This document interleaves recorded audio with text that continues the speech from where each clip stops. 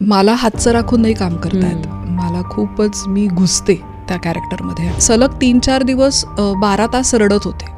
Continuous रडण्याचे scene होते आणि मला माझ्या छातीवर दडपण जाणवायला लागलं. मला असं वाटतं की सर्व ऍक्टर्सनी कधी ना कधीतरी थेरपी घ्यायला हवी. बऱ्याचदा मला असं वाटतं की कन्व्हेन्शनल शाळांच्या कॉम्पिटिशनमध्ये मुलं कोमेजतात. मला रसास्वाद घ्यायचा आहे प्रत्येक कलेचा, त्याच्यासाठी माझा जन्म आहे. मी जाहिराती केल्या असतील 70-80.